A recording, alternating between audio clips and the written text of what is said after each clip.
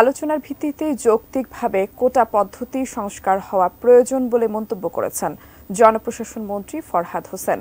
দুপুরে সচিবালয়ে সাংবাদিকদের তিনি বলেন, আদালতে কোটার বিষয়টি পানির মতো সহজে সমাধান সম্ভব।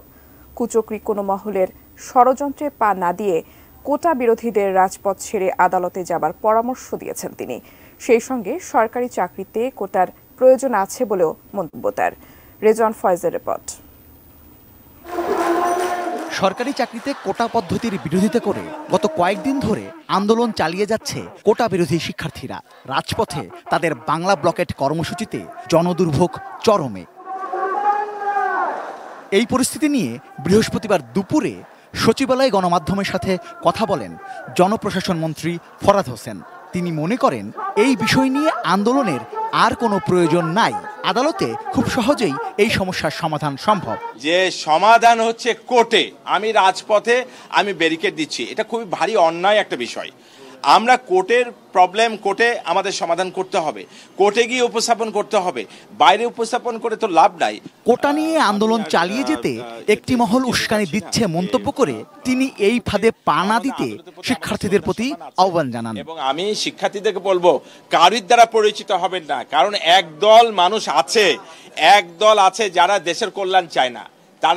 তারা সবসময় এই ষড়যন্ত্র করে, তারা এই গণতন্ত্রকে সবসময় ধ্বংস করতে চায়। আমাদের যে বড় বড় প্রকল্পগুলোতে তারা বাধা দিয়েছে এবং তাদের উদ্দেশ্য ভিন্ন। তাদের দ্বারা পরিচিত হয়ে যাতে করে আমরা ভিন্ন জায়গায় না যাই। সরকারি চাকরিতে এখনো কোটার প্রয়োজন আছে দাবি করে জনপ্রশাসন মন্ত্রী বলেন, কোটা পদ্ধতি বাতিল নয়, এর সংস্কার প্রয়োজন। আমাদের এই যে কোটা সিস্টেম উঠে যাবার কারণে 59টি জেলা থেকে পুলিশে একটি নারীও আপনার চাকরি সুযোগ পায়নি,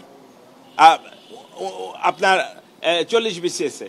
তাহলে আবার আপনার দেখা যাচ্ছে যে মাত্র 17টি জেলাতেও আপনার নারী পুরুষ কেউই চান্স পায়নি। তাহলে এই যে জেলাগুলো বঞ্চিত হয়ে গেল, তাহলে এইরকম একটা যদি সৃষ্টি হয়, তাহলে একটা অসমতা তৈরি হয়। আমি মনে হয় কোটার সংস্কার থাকা দরকার। কোটার বিষয়ে আমার মনে হয় যে আলোচনার ভিত্তিতে যৌক্তিক, হ্যাঁ, কোটা কতটুকু থাকবে সেটা আলোচনা হতে পারে।